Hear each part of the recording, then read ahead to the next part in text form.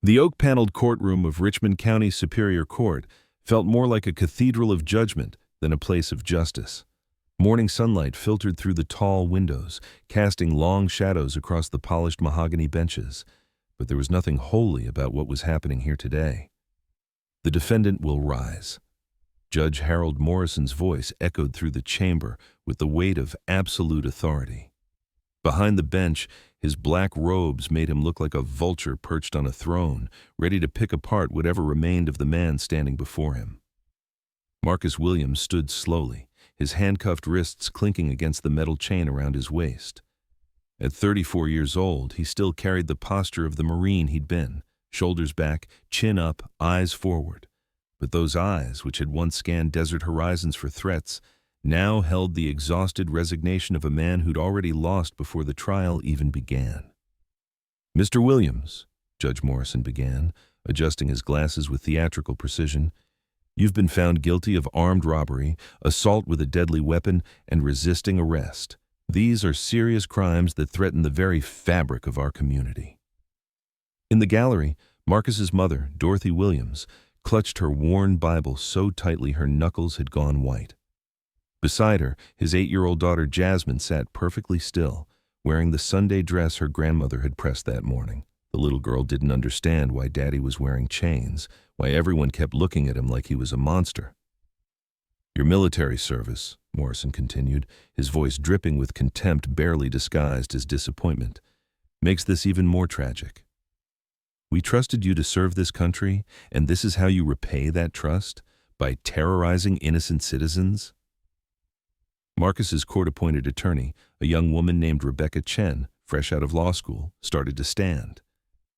"Your Honor, if I may—" "You may not." Morrison didn't even look at her. "I've heard quite enough excuses during this trial. The evidence is overwhelming. The victim's testimony is clear. The arresting officers were exemplary in their conduct." What Morrison didn't mention, what he'd carefully excluded from the trial, was that the victim was his own son, Brandon Morrison. That the armed robbery had occurred outside a bar where Brandon and his fraternity brothers had jumped Marcus in the parking lot. That the deadly weapon was Marcus's own legal firearm, which he'd drawn in self-defense when 5 drunk white men had surrounded him, calling him every racist slur they could think of. Rebecca Chen knew all of this. She'd tried to get the connection between the judge and the victim disclosed, tried to get Morrison to recuse himself. But Morrison had friends in high places, and those friends had friends. Her motions had been denied, her objections overruled, her evidence deemed irrelevant.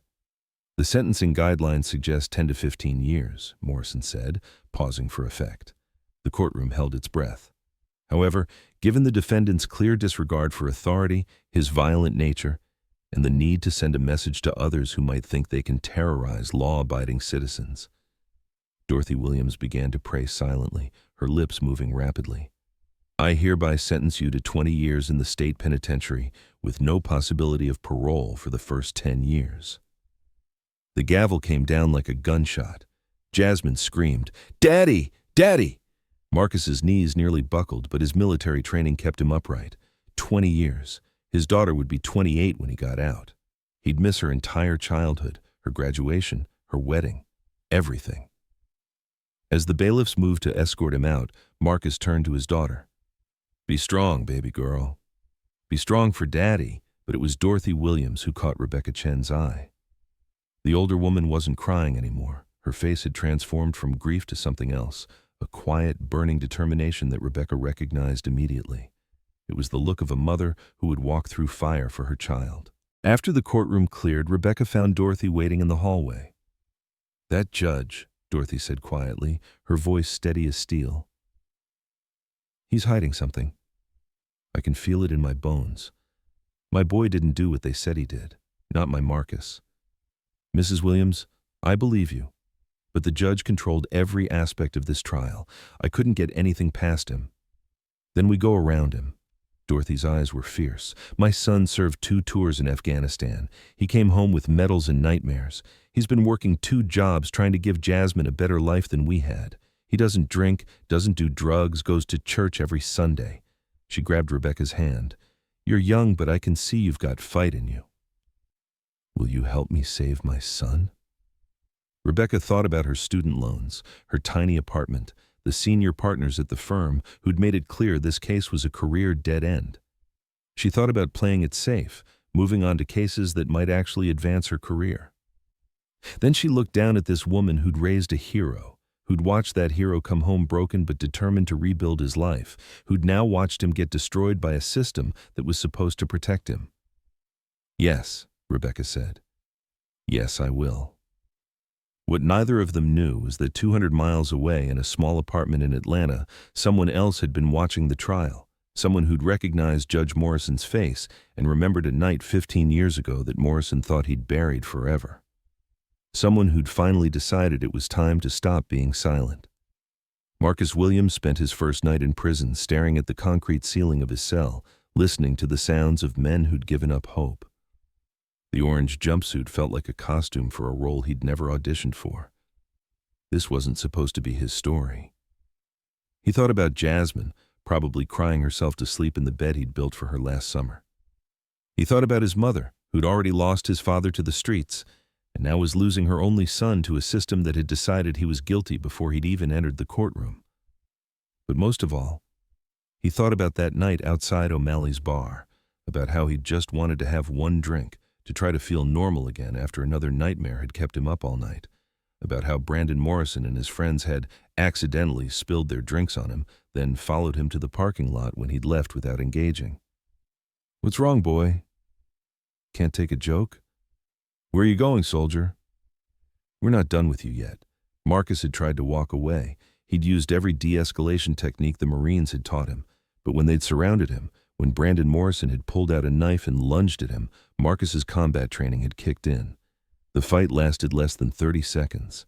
Marcus had disarmed Brandon, subdued the others, and called 911 himself to report the assault. He'd waited calmly for the police, his legal concealed carry weapon secured, his hands visible. But when the police arrived and saw 5 white men on the ground and 1 black man standing, they'd made their decision in an instant. Marcus's explanations were resisting. His military training was excessive force. His legal firearm was suddenly a deadly weapon used in the commission of a crime. And when they ran Brandon Morrison's ID and saw whose son he was, the story was written before Marcus ever reached the station. Now, lying in prison, Marcus understood something he'd been too optimistic to see before. The system wasn't broken. It was working exactly as designed, and he was exactly where people like Judge Morrison wanted people like him to be. But Marcus Williams hadn't survived 2 tours in Afghanistan by giving up. If there was one thing the Marines had taught him, it was that the mission wasn't over until you were dead. And he wasn't dead yet. Rebecca Chen spent that same night in her tiny apartment, surrounded by case files and law books, drinking cold coffee and chasing a ghost. She'd started digging into Judge Morrison's history, looking for anything that might help with an appeal. What she found made her blood run cold. Over the past 15 years, Judge Morrison had presided over 347 criminal cases. Of those, 89% had involved defendants of color. The average sentence he handed down to black defendants was 64% longer than the state average for similar crimes. White defendants in his courtroom walked away with probation and community service. Black defendants got years, sometimes decades, but that wasn't the worst part. Rebecca had found 3 other cases, 3 other young black men who'd been involved in altercations with Judge Morrison's son, Brandon. All 3 had been tried in Morrison's courtroom, all 3 had received maximum sentences, and all 3 had claimed self-defense against Brandon Morrison's attacks. One was serving 12 years for assault after Brandon had attacked him at a gas station. Another was doing 15 for attempted murder after Brandon had pulled a knife on him outside a restaurant. The third had died in prison 2 years into a 25-year sentence, officially ruled a suicide, though the family insisted otherwise. Judge Harold Morrison wasn't just a racist judge. He was using his power to protect his violent son while systematically destroying the lives of every black man who dared to defend themselves against Brandon's attacks. It was systematic, it was calculated, it was evil. Rebecca's hands shook as she compiled the information. This was bigger than Marcus Williams. This was a pattern of corruption that went straight to the heart of the justice system. If she brought this forward, she wouldn't just be fighting for one client. She'd be taking on one of the most powerful judges in the state. Her phone rang. Unknown number. Rebecca Chen? Yes, who is this? My name is James Anderson. I'm a private investigator. I've been following the Marcus Williams case. The man's voice was careful, measured. I have information about Judge Morrison that you need to see. Information that could free your client and bring down a monster. What kind of information? The kind that gets people killed if they're not careful. Can we meet? Somewhere public. Tomorrow morning. Rebecca's rational mind screamed that this was crazy, that she should hang up, that she should stick to proper legal channels. But her gut, the same gut that had told her Marcus Williams was innocent from the moment she met him, told her to listen. Where and when? Riverside Diner, 7 a.m., come alone. And Miss Chen, watch your back. Morrison has friends everywhere. The line went dead. Rebecca sat in the darkness of her apartment, staring at her phone, knowing she was about to cross a line she couldn't uncross. She thought about her career, her safety, her future. Then she thought about Marcus Williams in a prison cell, about Jasmine crying for her father, about Dorothy Williams's fierce determination. She thought about those 3 other young men whose lives Morrison had destroyed. She thought about how many more there might be that she hadn't found yet. Rebecca Chen made her decision. Tomorrow morning, she'd meet this mysterious investigator. She'd see what evidence he had. And if it was real, if it could bring justice for Marcus Williams and all the others Morrison had crushed beneath his gavel, then she'd use it. Even if it meant going to war with one of the most powerful men in the state, even if it meant risking everything she'd worked for, because some fights were worth the cost, and this was one of them. The Riverside Diner smelled like burnt coffee and broken dreams. Rebecca Chen arrived at 6:45 a.m., 15 minutes early, scanning every face in the half-empty restaurant. She'd barely slept, her mind racing through scenarios of what this mysterious investigator might reveal. At exactly 7 o'clock, a man in his 50s walked in. Gray hair, weathered face, eyes that had seen too much. He wore a simple jacket and jeans, but moved with the cautious awareness of someone who'd spent years looking over his shoulder. Miss Chen? He slid into the booth across from her without waiting for an invitation. James Anderson? The one and only. He placed a thick manila envelope on the table between them, but kept his hand on it. Before I show you this, you need to understand what you're getting into. Judge Harold Morrison isn't just corrupt, he's connected. State politicians, police chiefs, district attorneys. He's been building his network for 30 years. I don't scare easily, Mr. Anderson. You should. His eyes were serious. 3 months ago, a journalist started asking questions about Morrison's sentencing patterns. She had a car accident 2 weeks later. Brakes failed on a mountain road. Official report said mechanical failure. Rebecca's coffee suddenly tasted like acid. 2 years before that, a lawyer tried to file a complaint with the Judicial Review Board.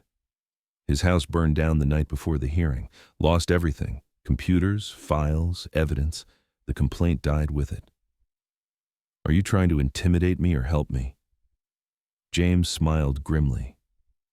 Both. You need to know what you're up against. But I'm tired of watching Morrison destroy lives. I'm tired of being silent.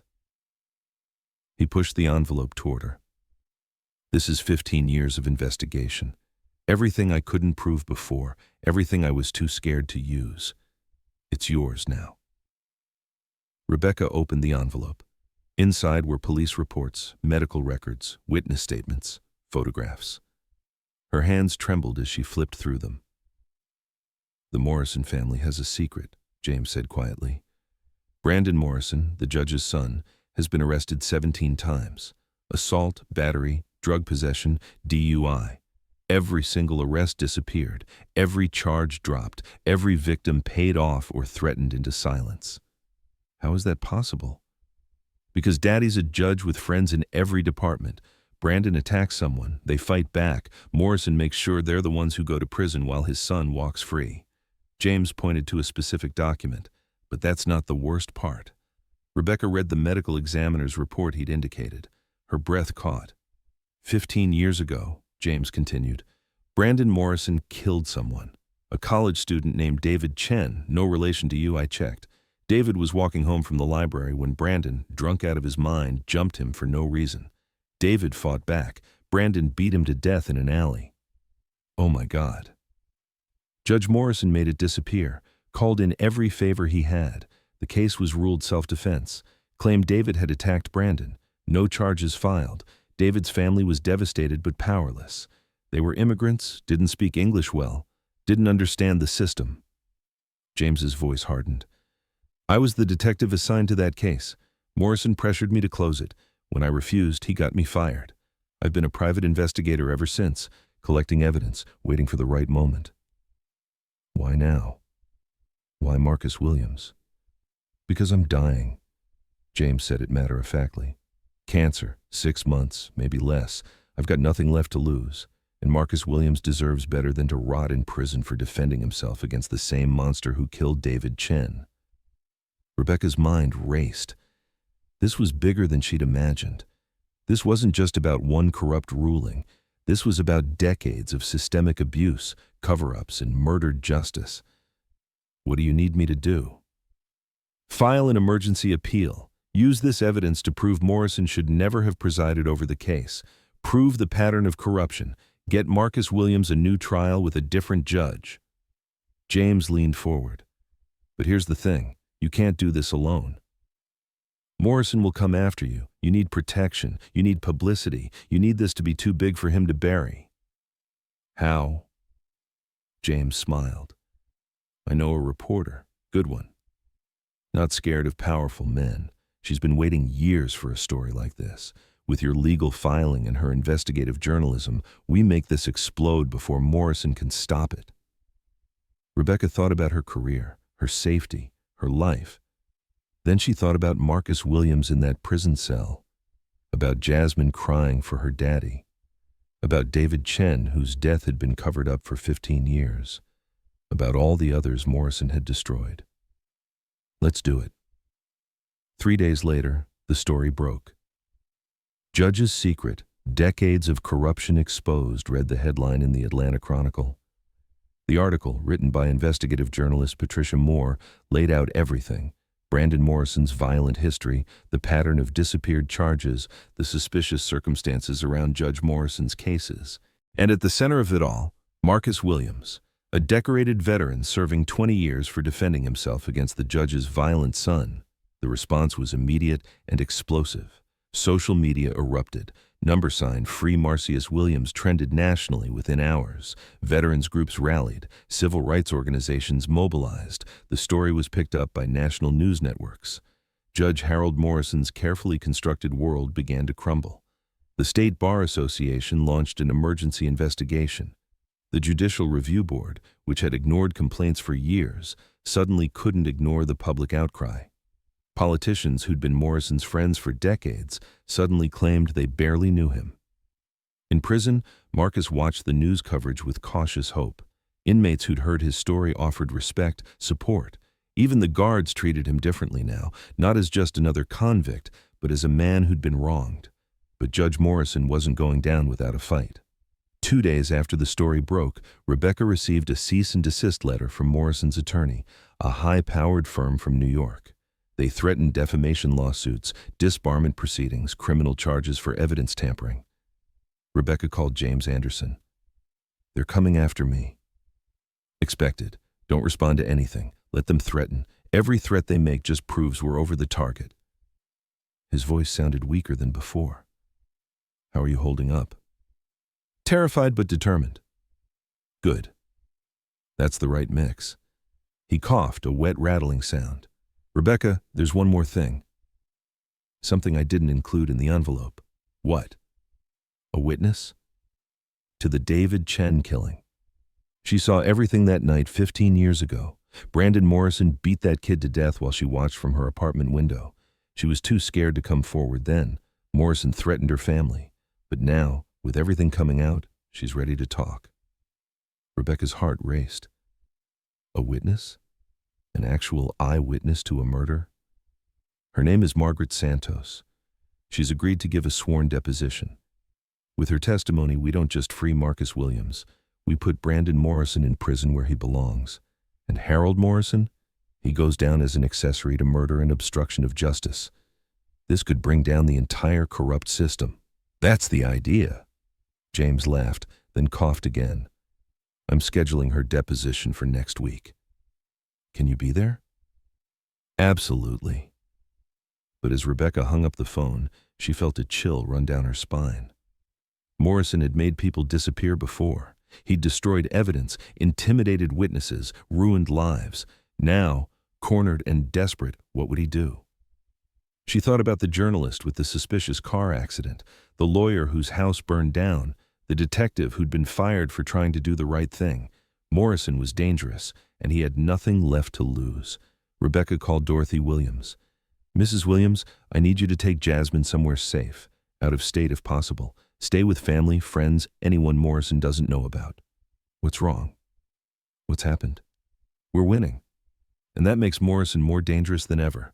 Please, just trust me. Keep Jasmine safe until this is over.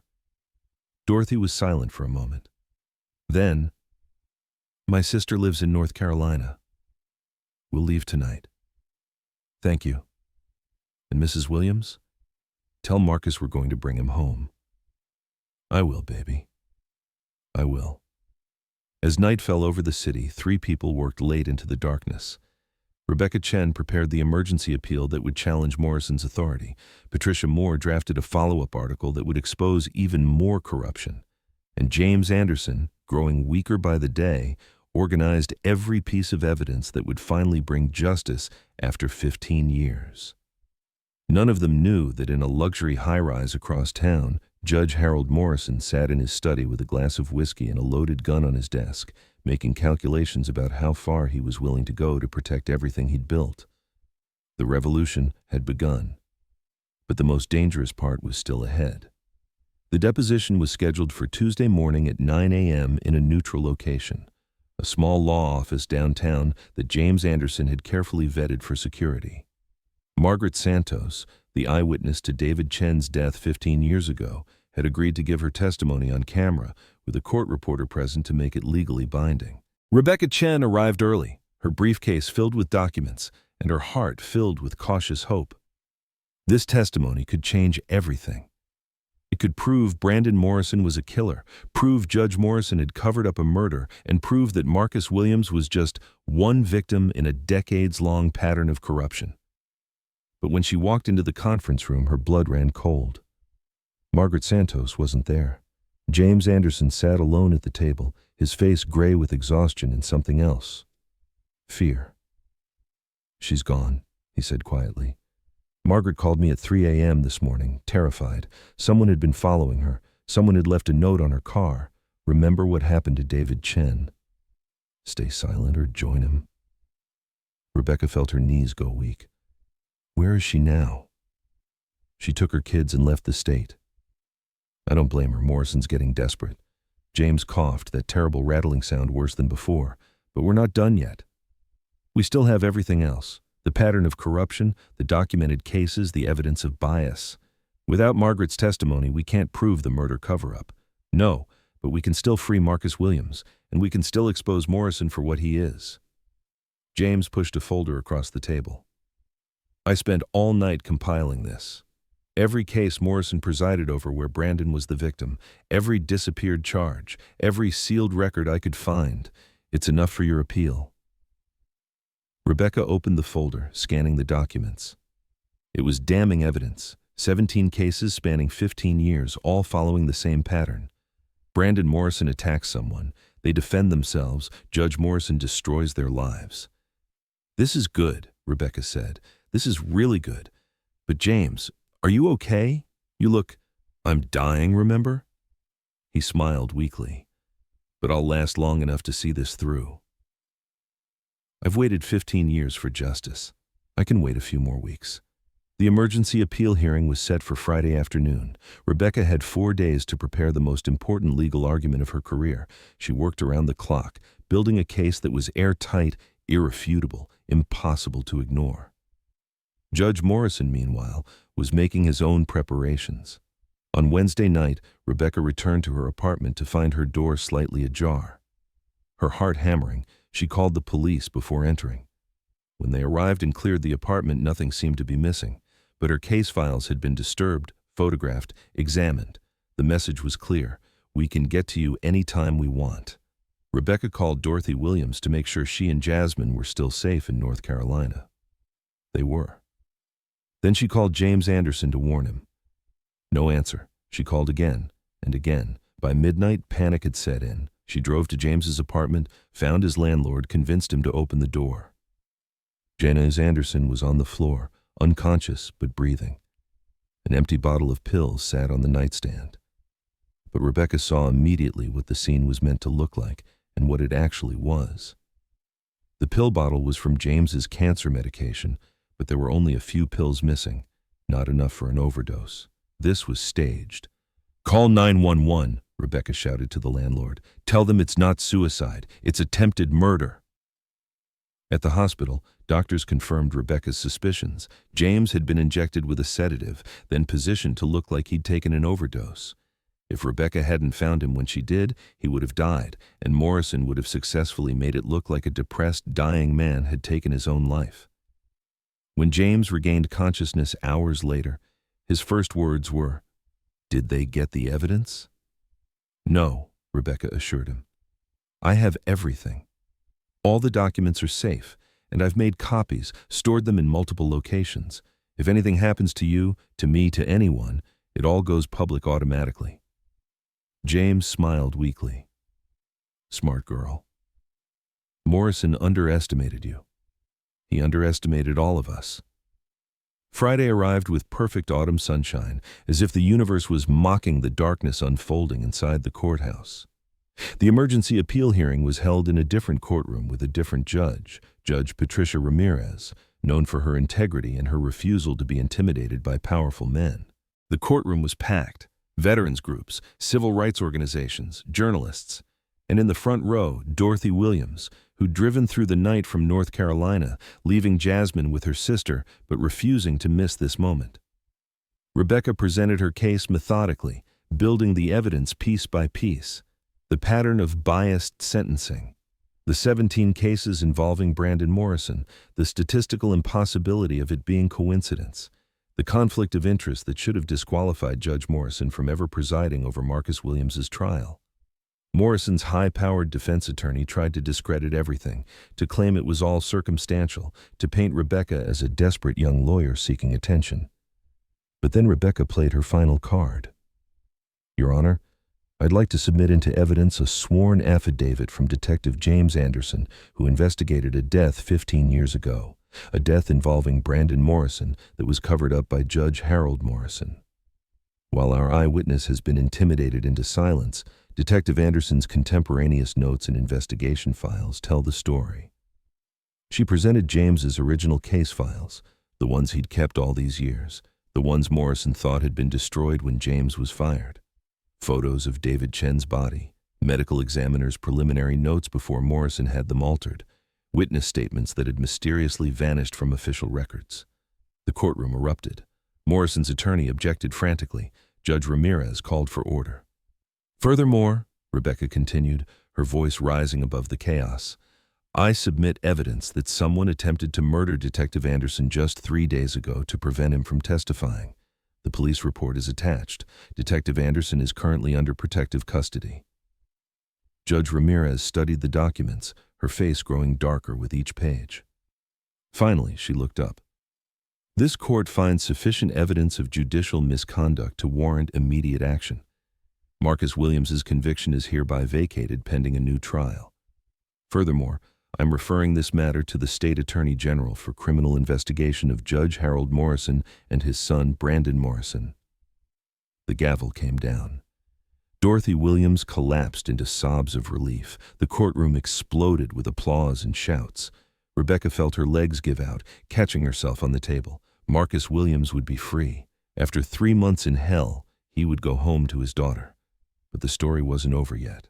That evening, as news of the ruling spread across the country, Judge Harold Morrison sat in his study one final time.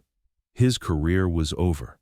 His son would face murder charges. His legacy would be corruption and hatred instead of justice. He picked up the phone and made one last call to his son. "Brandon, turn yourself in. Tell them everything. Maybe they'll go easier on you if you cooperate." "Dad, I can't go to prison. I can't." "You should have thought about that before you became a monster, and I should have stopped you the first time instead of enabling you." Harold's voice broke. "I'm sorry, son. I'm sorry I taught you that power meant you were above consequences. I'm sorry I destroyed innocent lives to protect you. But it's over now. Turn yourself in." He hung up before Brandon could respond. 3 days later, Marcus Williams walked out of prison a free man.